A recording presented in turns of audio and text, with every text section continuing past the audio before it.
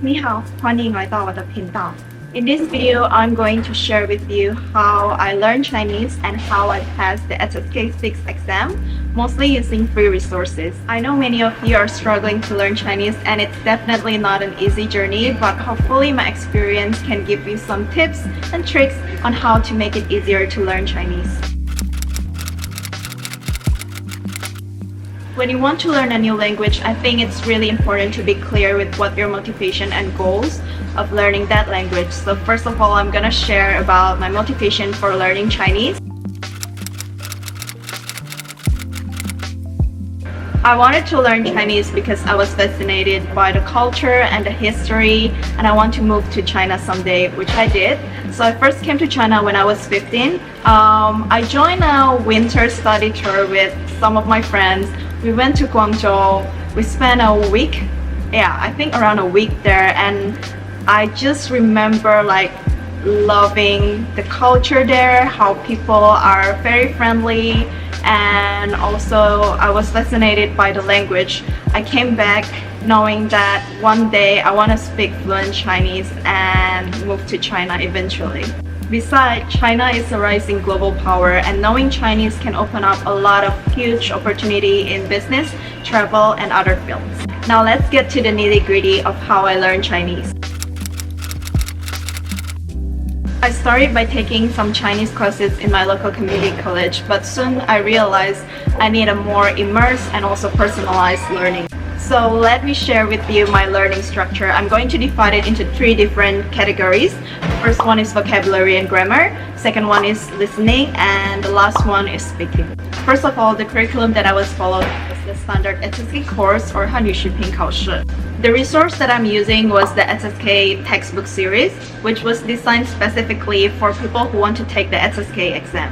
Each book covers different level of the exam, and they're broken down into lessons that focus on grammar, vocabulary, and reading comprehension.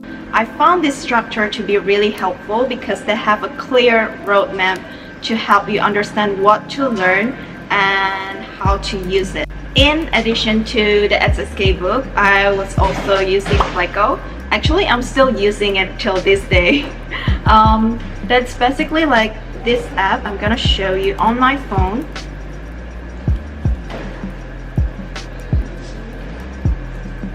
It's basically this app called Pleco. It's like your English-Chinese dictionary. One of the Pleco feature that I'm using a lot is the character recognition. When, for example, you saw a Chinese character that you don't know how to pronounce, you can just basically try to write it on the Pleco app. For example, this. Let's say I don't know how to pronounce this character, or I don't know what it means. So I can just like write it down on Pleco, and then it will show me what this character is. And not just like explaining what it means, it will also give you an example of how to use this character in a sentence. Okay, now let's move to the listening part. One of my favorite podcasts is Chinese Pod that have lessons for different levels of Chinese. The teacher also speaks really clear, so it was easy for me to follow along.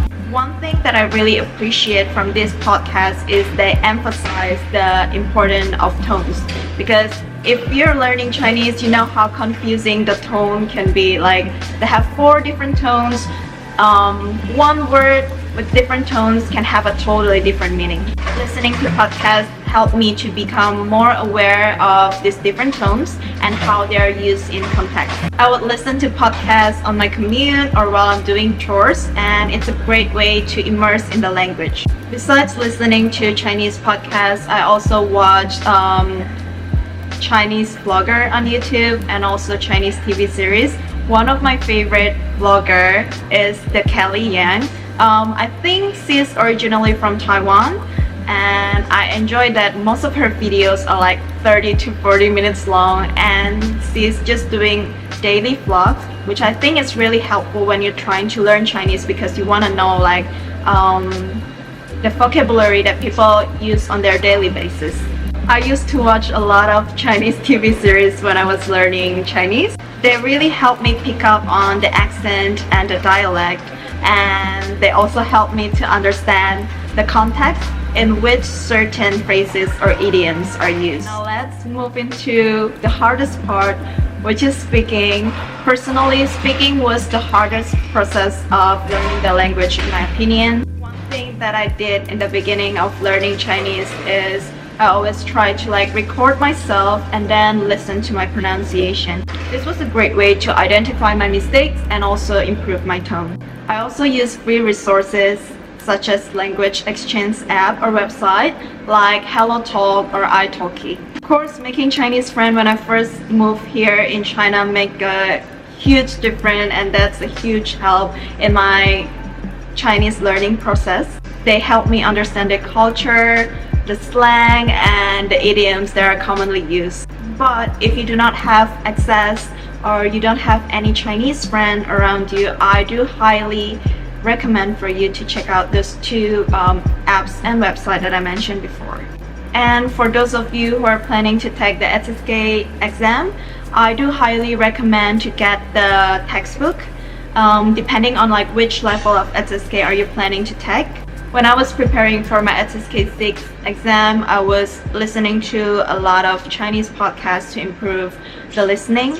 And also I try to use the new vocabulary that I learned from the books, use it in a sentence, sometimes also just think or practice to write. Anyway, learning Chinese was one of the most challenging yet rewarding experience in my life. I hope this video will inspire you to keep going even though when it's tough. With dedication, persistence, and the right resources, everybody can learn Chinese and achieve their language goals. 那今天的视频就到此结束，我们下次再见。Thank you for watching, guys. If you guys have any question, please leave it in the comment box below, and I'll try my best to answer every questions that you have. That's it for today's video. Hope to see you guys in my next one. Bye!